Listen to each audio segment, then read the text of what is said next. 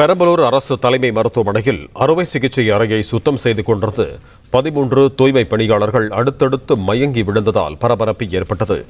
மயங்கி விழுந்தவர்களில் 11 பேர் அவசர சிகிச்சை பிரிவிலும் 2 பேர் ஐசியூவிலும் அனுமதிக்கப்பட்டிருக்கிறார்கள். 13 பேர் மயங்கி விழுந்ததற்கான காரணம் குறித்து மருத்துவமனை நிர்வாகம் விசாரணை மேற்கொண்டு வருகிறது. இது தொடர்பான கூடுதல் விவரங்களோடு இணைகிறார் எமது செய்தியாளர் முருகேசன். வணக்கம் முருகேசன், உங்களிடம் இருக்கும் தகவல்களை சொல்லுங்க.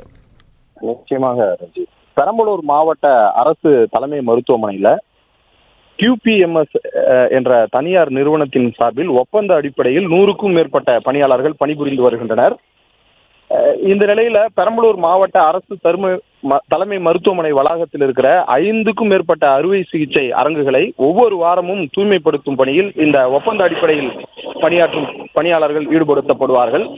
அதேபோல் நேற்று இரவு ஒரு 20க்கும் மேற்பட்ட தூய்மை பணியாளர்கள் புதிய கட்டிடத்தில் 5 தளம் கொண்ட புதிய கட்டிடத்தில் 2வது தளத்தில் உள்ள அந்த அறுவை சிகிச்சை அரங்கை தூய்மை செய்யும் பணியில் 20 தொழிலாளர்கள் ஈடுபடுத்தப்பட்டுள்ளனர்.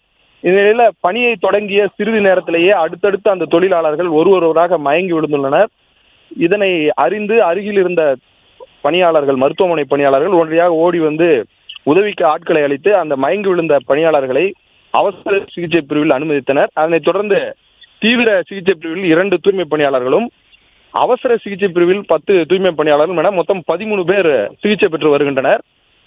முதற்கட்டமாக அந்த தூய்மை பணியாளர்கள் எதனால் மயங்கி விழுந்தனர், போதிய பாதுகாப்பு உபகரணங்களை பயன்படுத்தி தூய்மைப்படுத்தும் பணியில் ஈடுபடுத்தப்பட்டனரா, ஏற்கனவே மருத்துவ கழிவுகள் அகற்றப்படாமல் இருந்ததால் ஏற்பட்ட மயக்கமா, அல்லது ஏதாவது விஷவாயு ஏதும் தாக்கியதா என பல்வேறு கோணங்களில் மருத்துவமனை தரப்பில் விசாரணை மேற்கொண்டு வரும் நிலையில் அந்த அறுவை சிகிச்சை அரங்கில் மாதிரிகள் சேகரிக்கப்பட்டு லேபுக்கு அனுப்பப்பட்டிருக்கிறது.